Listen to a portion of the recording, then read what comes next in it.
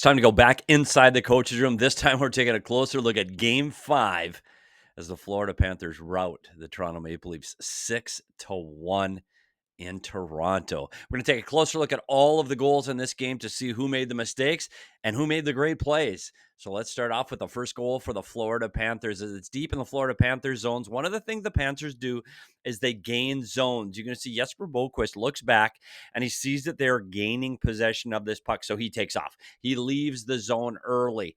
And that's going to make a difference later in this play. Barkov gets the puck up to ice to Jones. Knies dives in, but it's going to be okay that Knives dives in to make a play on Jones because there's still protection in behind. You can see the layers in behind as Boqvist gets the puck. Now it's a one-on-one with Morgan Rielly. Everything's fine. It's a one-on-one with two back checkers for Toronto. Everything's fine until it isn't. Boqvist delivers this shot on Woll. It hits him on the blocker and it deflects high into the air. And here's the difference of two players. This is where the play gets made. As the puck is up in the air, you're going to see Matthews take a swing at it. Matthews reaches up with his stick, tries to bat this puck down over his head, but he doesn't get it. He misses it. And who stops? Boqvist. Boqvist stops on the puck to make a play, stops in front of the net to make a play. Watch what Matthews does. As this play continues up the ice, Matthews falls down and he ends up behind the goal line. This is a really lucky play as Bennett bats this puck out of the air. And again, another shot on Woll. So now we have the second shot off of this one-on-one. The puck drops down and it drops down right to Boqvist. Here's the third attempted shot. And Matthews still behind the goal line. This puck comes off of Woll. Woll kicks this one into the corner. Now it's about wall battles and possessing the puck. The puck bounces around a lot behind the net here. There's 2-on-2 behind the net. Matthews finally comes up with this puck along the wall. He's got full possession of the puck, and he's trying to get this puck behind him to Marner up the wall. But it gets tangled up in Barkov's feet, and it's a turnover. And now Florida has the puck, but it's just for a brief second as he tries to get the puck to the net. It goes off Morgan Rielly's stick. It doesn't make it into Woll. Rielly's able to block this puck, and he knocks it to Boqvist. Now it's bouncing puck. Now it's follow the bouncing puck all over in front of Woll in the Toronto Maple Leafs zone off of Boqvist, again off of Rielly's feet. Rielly can't corral this puck. Reinhart's able to tip this back to Ekblad. Ekblad's able to take this one over Woll's shoulder, and it's 1-0 Florida. And we always take a look at these from another angle, and I want you to see how this puck ends up on Matthews' stick, and he throws it right up the skate of Barkov. Can he make the easy play and continue this up the wall, be safe instead of throwing this puck into the middle of the ice? Then Barkov to Rielly, and then it bounces from Rielly right to Reinhart. And now I want you to watch this as the races happen. Boqvist is making it to the front of the net, and Barkov's on the inside. When we say on the inside, they're on this side of the defensive players. They're closer to the goaltender than the defensive players. Ideally, these guys would be on the inside, and they'd be on the defensive side of those players. So you can see as the puck goes, Knies has to get to Ekblad. That's Knies' job. Knies' job in this play is to be in the shooting lane of that defense. He had to sag down because of the bouncing puck, and he had to protect in front of the net. So Knies has to get out to Ekblad. But now Boqvist is all alone in front of the net. No one's got him. No one's under stick. And he's in Woll's sightline. Woll can't see. Why? Because Boqvist is there, because nobody's there to box him out. Carlo's got his man in front, and Matthews is all alone to the outside of play after turning the puck over. He was never able to recover and help defend in front of the net on the first goal. So let's go to the second goal on this one.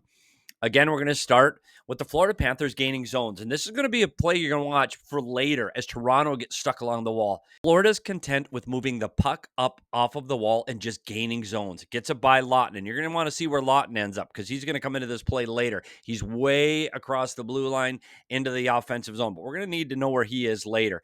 Again, Schmidt knocks the puck off of the wall and just gains zones. Move the puck forward. And again, now it's on Tkachuk's stick. Tkachuk flips this puck in the air. And again, it's the second time in 2 goals where Toronto Maple Leafs is trying to slap this puck out of the air. This time it's Benoit. And Benoit now, instead of just going to retrieve the puck, let the puck bounce, retrieve it. You've got all kinds of room. No Florida Panthers near you. Just go get the puck. Retrieve the puck and start moving the puck forward. Benoit slaps the puck out of the air right to Verhaeghe. It gets Verhaeghe, and I got to say this. Verhaeghe gets a little bit lucky on this bounce, but watch the play Verhaeghe's able to make out of this. He slaps the puck around Benoit, and he goes and gets the puck on the other side. That's a hell of a play by Verhaeghe, and he's able to get the puck back. Kampf he's got the stick on the outside of Verhaeghe, so he can't knock the puck off of his stick, and Verhaeghe's able to push the puck again, pushing the puck forward, getting the puck moving. And this time, Bennett's able to push the puck forward, and he's able to get it past the stick of the Toronto defender. And on the wall, you see how Tkachuk protects the puck, and he's able to keep the Toronto defender on his back. That's how he's able to make the next play, as he gets the puck low to high in the zone. And there's Lawton. He's finally made it back into the play. And unfortunately for him, he's not able to cover any of the ice up top. This is how much room the Florida Panthers have in the offensive zone up high. All of the Toronto Maple Leafs have collapsed below the top of the circle. The two defensemen for the Florida Panthers have all kinds of room. This is a team that goes low to high in the zone, and they get shots with traffic. Well, that's what they do here. Schmidt slides it across to Kulikov. Kulikov fires it, and so unlucky for Lawton. Lawton tries to deflect this puck, but instead of being up in the shooting lane and be able to deflect this off his shin pads, he's deep in the zone, and it goes off his stick and right over the shoulder of Woll. You're going to see it again from this angle as Lawton comes across off his stick. Instead of being on the ice, Woll has to try to recover and get it up over his shoulder, and he can't. 2-0 Florida. Well, it doesn't get any better for the Toronto Maple Leafs as it gets to be 3-0 again. It's just gaining zones for Florida, just moving the puck forward. Reinhart dumps the puck in, but this should be easy. He's got Nyes in his path. Just slow him down, and you got both defensemen for the Toronto Maple Leafs able to go recover this puck. Nyes get in the path of Reinhart. This should be a Toronto puck. But Nyes doesn't make contact, doesn't get in his path, does nothing to slow down Reinhart. Reinhart's able to get in on this puck. Go, go, go. Now it's a foot race between him and Riley. Well, who wins the race?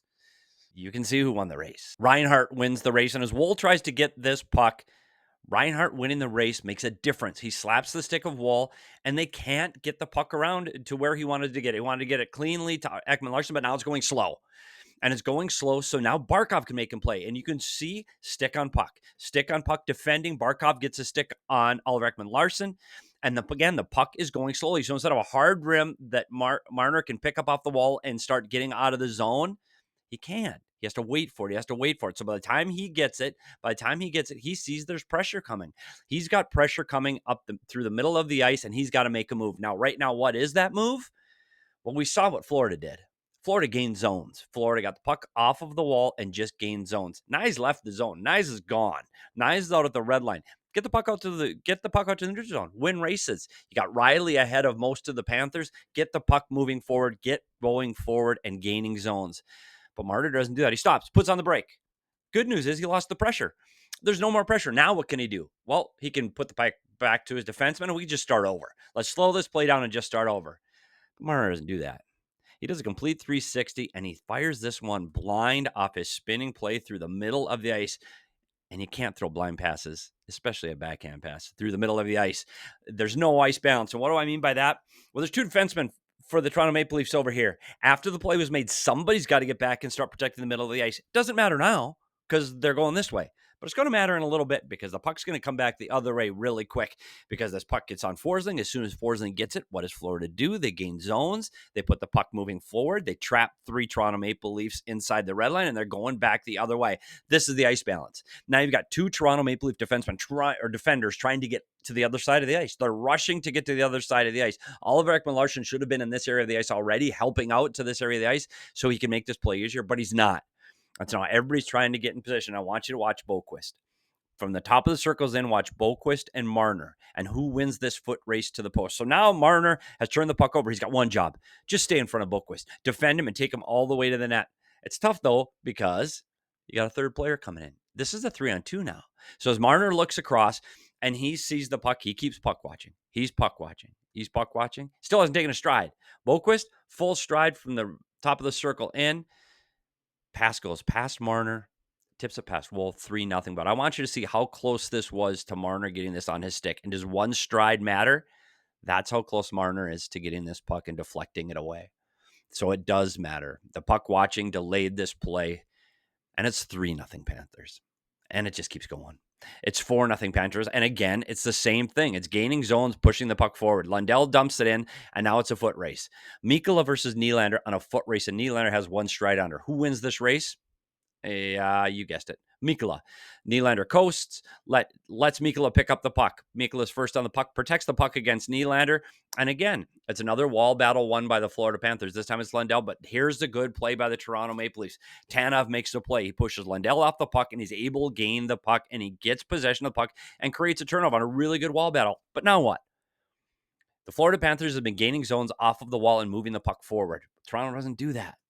Tanev's got the puck right now. Make a move. You got Verhaeghe coming down on you. You've got to make a move. What are you going to do? You can throw it off the glass. Throwing it off the glass is okay. Live another day. That's not what happens. He holds on to it a little bit too long. Verhaeghe's able to get a stick on this one, turn this puck over again, and knock this puck back to Lundell. Lundell just throws it back to the point where Mikkola is, because all the Toronto Maple Leafs are gone. Everybody's left the zone. So when Mikkola gets this puck on the point, look at all this room he has. He has all this room because everybody's left the zone, expecting Tanev to move the puck forward along the wall. Mikkola beats Woll clean from the top of the circle. And I don't know if he misread this or he thought it was going to go off of defenseman McCabe, but Woll's got to have this one as it comes in from the top of the circle. He just misses it and misreads it. And it's 4-0. Keeps going. 5-0 Florida. This time it's a faceoff. So off of the faceoff, everybody's got to know what their job is. The two wingers are on the inside. Their responsibility is get out to the point. The centerman, center on center.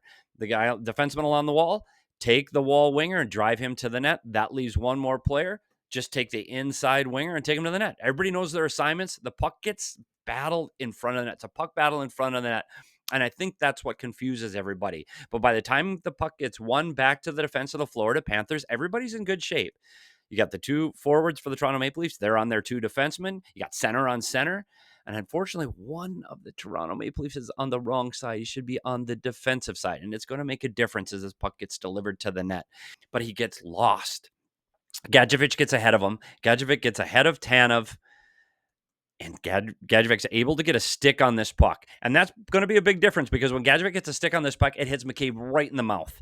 Hits McCabe in the face. So now McCabe's more concerned about his face, as he should be, because the puck just hit him in the face. And Florida Panthers puck luck drops right in front of AJ Greer. As he's reaching for his face, Greer pounds this one in. And it's 5-0.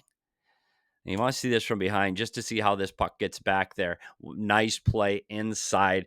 Greer's actually the one that knocks this puck back to the defense. A really good play by him winning this faceoff. But you can see as they get to the faceoff circle, Tanev just loses Gadjevich just a little bit and just enough as Greer gets on the inside of McCabe. But as the puck gets delivered and it goes off McCabe's face and he's reaching for his mouth, Greer's ready to pound this one in.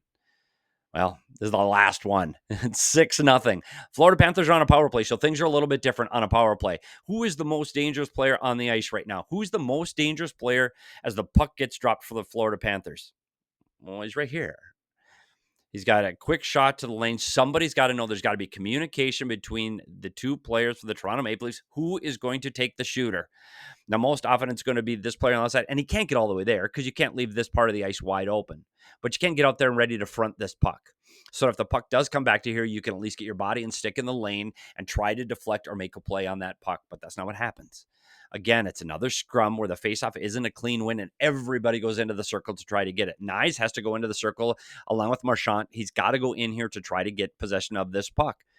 Well, he's Benoit. Benoit's got to stay to the outside. He's got to wait to see where this puck ends up. Unfortunately, he keeps drifting and he gets inside the circle. So when the puck does come out of this scrum, it goes right to Bennett and it's 6-0. And I want to see it from behind again. You're going to see this is how the puck gets there. Marchand gets to the puck quickly and they just slap at the puck and it bounces. It is puck luck. It is puck luck that gets to Bennett. It's not a great pass. It's not a great play. It's just puck luck. I had a coach tell me once that luck comes to those that are best prepared. And right now that's the Florida Panthers because you see Benoit's way to the inside. There's no way if he's standing just here, he can take a step forward and disrupt or block or get in the way of the shot, but he doesn't have a chance and he blows his past Murray and it's 6-0. A little good news for the Toronto Maple Leafs before this one ends, and this is late in the third period, 6-0. They're able to keep the puck in. As the puck goes to the corner, Robertson's got Ekblad on his back, and Ekblad just misses him. A great move by Robertson to get away from this one. Again, he pushes the puck back, and he's able to keep the puck alive. And again, now Lorenz is just keeping the puck along the wall, and they're winning wall battles. Something that the Florida's been doing all night. Now Toronto does it. And you can see right now Ekblad is even with the goal scorer Robertson, but Ekblad goes to the puck and Robertson goes to the front of the net as Domi makes a really good play. It's a quick touch pass right as it gets on his stick. It's off his stick, and both Schmidt and Ekblad are going towards Domi. Domi just touches it to a wide open Robertson. And then Luosterainen tries to recover. He's supposed to be covering the point, but he has to cover any low plays in front of that. It's a really good defensive play by Luosterainen. But I tell you what, Robertson does a spin move like we saw Marner do on the turnover. He does the spin move all in one action, delivers this puck to the front of the net, and breaks the shutout from Bobrovsky. And see it again, just past the toe of Luosterainen and just past the toe of Bobrovsky. And this one ends 6-1. Next up for the Toronto Maple Leafs, they have to travel back to Sunrise for Game 6. Hey, they've got to play better. They've got to have their best players be their best players. They've got to have the puck moving forward through zones. They have to stop turning the puck over and giving Florida free looks. They're going to have to defend better, and they're going to have to win those battles along the wall that they could not win in Game 5. For Florida, just keep playing Panther hockey. Keep moving the puck forward through zones. Be first on the puck on the forecheck. Be relentless on the walls and smother the Toronto Maple Leafs' best players in all three zones. This one's heading to Sunrise for Game 6. Thanks so much for coming to Inside the Coach's Room, and let me break down a little bit of video for you. Make sure you subscribe to Inside the Coach's Room on YouTube so you don't miss any of these breakdowns as the Stanley Cup playoffs continue. I'm Petey, and we'll see you at the rink.